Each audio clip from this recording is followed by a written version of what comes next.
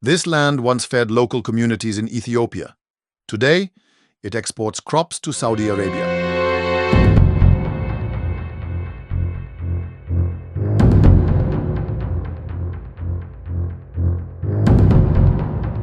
In 1884, European powers gathered in Berlin to divide Africa among themselves. They drew lines on maps, claimed territories, and extracted wealth for generations. Today, no foreign flags fly over African capitals. But something eerily familiar is happening.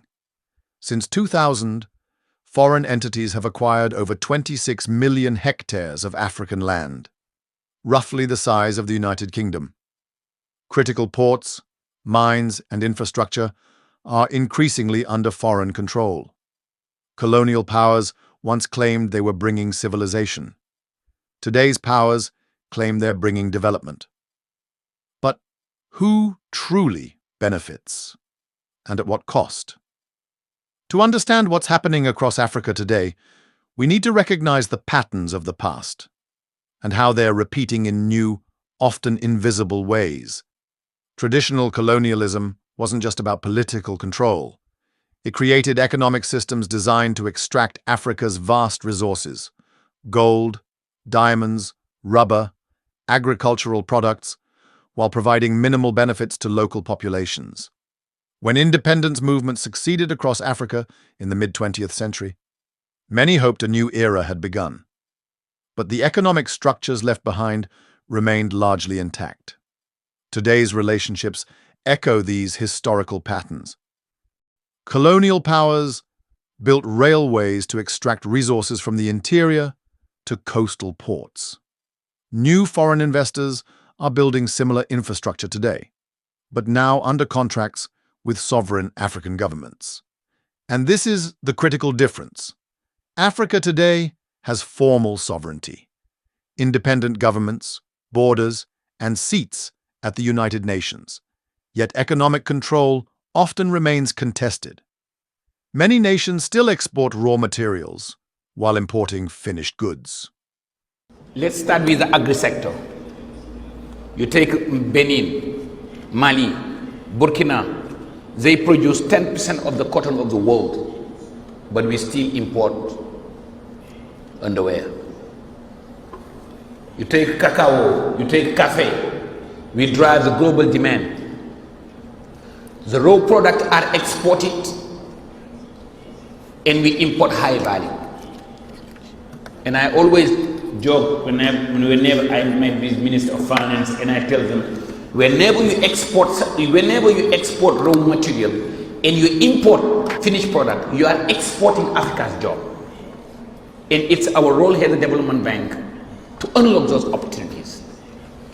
Critical decisions about resource extraction and economic development are still heavily influenced by foreign powers, now through loans, contracts, and investments, rather than direct rule. This is not a story of black and white villains and victims. It's a complex web of power, money, and influence. And today, we are pulling back the curtain on the new scramble for Africa.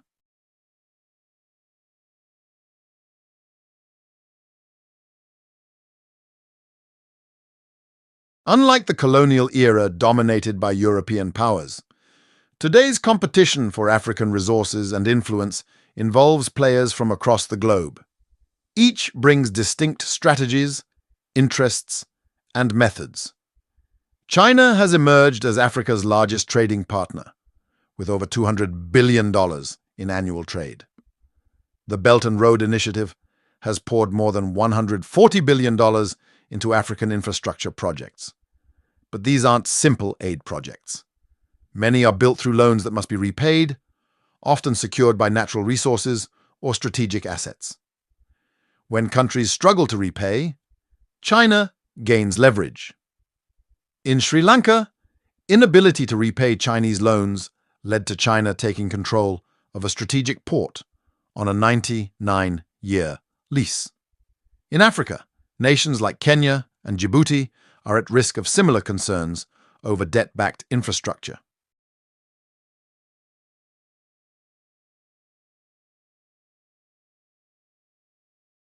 Gulf states, like Saudi Arabia and the UAE, have different priorities. Food security. With limited arable land at home, they've acquired vast agricultural territories across Africa. In Ethiopia alone, Saudi investors have leased over 500,000 hectares, primarily to grow food for export back home, even as parts of Ethiopia face food insecurity.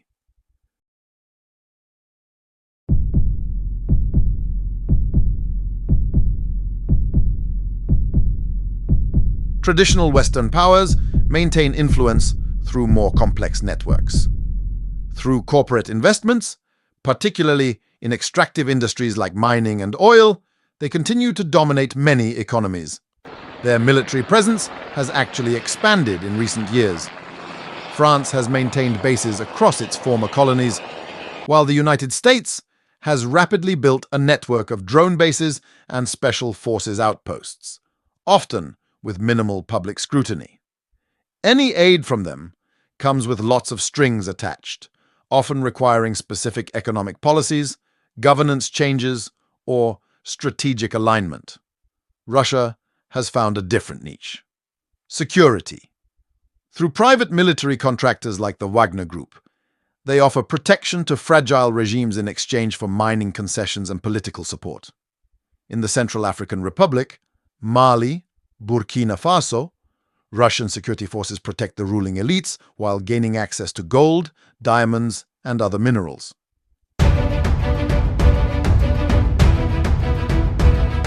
And the field keeps expanding. India has become a major pharmaceutical supplier and agricultural investor. Turkey is also building influence through construction and trade. Brazil has deep connections, particularly in Portuguese-speaking nations. The result is a complex web of competing interests, a new scramble for Africa's wealth and strategic position. While colonial powers use direct military occupation and administrative control, today's foreign influence operates through more subtle mechanisms. Let's examine how. Debt trap diplomacy. Many African nations have accumulated massive sovereign debt. By 2023, public debt in sub-Saharan Africa reached nearly 60% of GDP, much of it owed to foreign governments and institutions.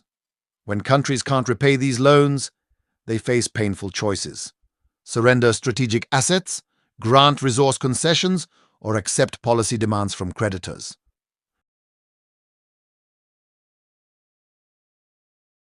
Whoever controls a nation's critical systems holds enormous power.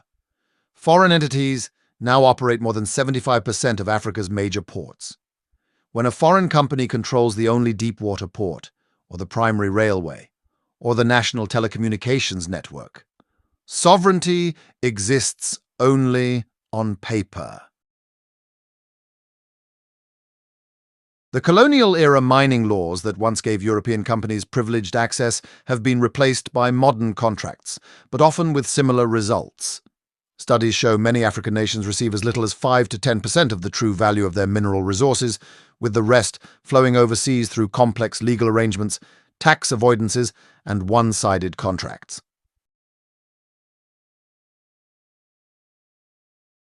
Since 2000, land equivalent to the size of Spain has been acquired across Africa by foreign investors, often through long-term leases at prices as low as $1 per hectare annually.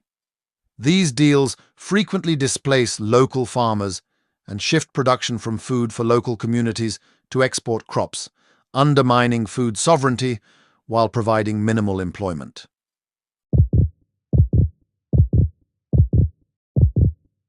Foreign military bases dot the continent, from American drone facilities to French troop deployments to Chinese naval ports.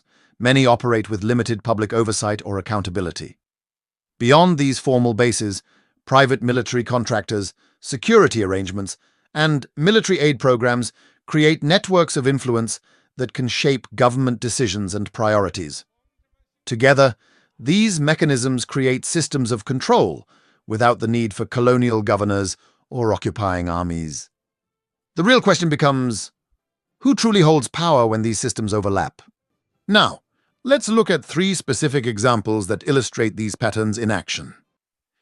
Djibouti, a tiny nation on the Horn of Africa, hosts an extraordinary concentration of foreign military bases.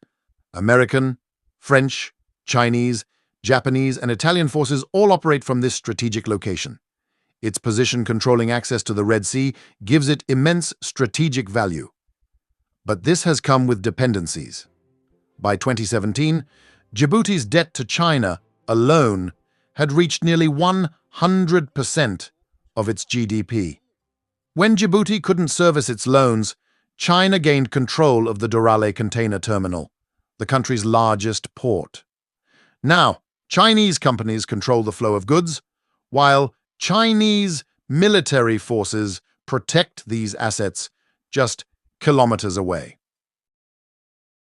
The Democratic Republic of Congo holds over 70% of the world's cobalt, essential for electric vehicle batteries and modern technology. It's potentially worth trillions of dollars. Yet a 2021 investigation found that of the $1.36 billion in revenue from one major cobalt mine, less than 30% remained in the country, despite Congolese ownership on paper. Through complex contracts, Chinese companies have secured rights to an estimated $6.2 trillion in Congolese minerals, often by providing infrastructure built by Chinese workers, using Chinese materials, financed by Chinese loans. These cases are not isolated incidents. They represent patterns repeating across the continent, different players, similar outcomes. But this isn't a story without hope. Across Africa, governments, civil society, and citizens are increasingly pushing back against exploitative arrangements. In Tanzania, late President Magufuli's government reviewed and renegotiated contracts with foreign mining companies, increasing the government's stake and tax revenue. Na wawekezaji hao wanakuja na masharti ya ajabu, ni ya kichaa tu anayeweza kuyakubali. Anakuambia akijenga bandari pale, uhakikishe uendelezi bandari yoyote kutoka Tanga mpaka kusini Mtwara. Maana yake you are not allowed to construct any port. Ndio masharti. Wanataka ukishawapa pale, huruhusiwi hata kwenda kucollect revenue. TRA mnaisema iko hapa. Hairuhusiwi kukanyagwa pale wakishafanya investment. Wanatakiwa uwape guarantee ya kwanza bila kuwauliza miaka 33. Lakini ndio nawaeleza sasa. Lakini unatakiwa uwape rizi tofauti na sheria za nchi for 99 years. Na huruhusiwi hata kwenda kumuuliza atakaye kwenda kuwekeza pale. Na wao wawe na mandate ya kuichukua hiyo eneo kama ardhi yao. Lakini mnatakiwa mlipe compensation ya kazi watakayoifanya ya kuchimba ile bandari. Masharti mengi ya ajabu. Sierra Leone cancelled a Chinese port project after determining it wasn't in the national interest, while Kenya blocked Chinese attempts to seize Mombasa port when loan repayments faltered.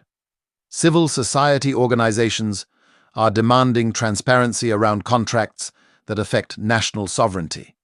Public pressure has forced the publication of previously secret agreements. Economic diversification. Many nations are working to break resource dependency by diversifying their economies. Rwanda has positioned itself as a technology hub. Ethiopia has rapidly expanded its manufacturing capabilities. The African Continental Free Trade Area, launched in 2021, aims to boost intra-African trade by 52% by 2025, reducing dependency on foreign markets. Community resistance. At the grassroots level, communities are organizing to protect their land and resources. Legal challenges, direct action, and international campaigns have successfully halted exploitative projects. Alternative development models are also emerging, where communities retain control of resources while partnering with external entities on more equal terms. These examples show that African nations and communities have agency. The future isn't predetermined. It's being actively contested and shaped by African voices.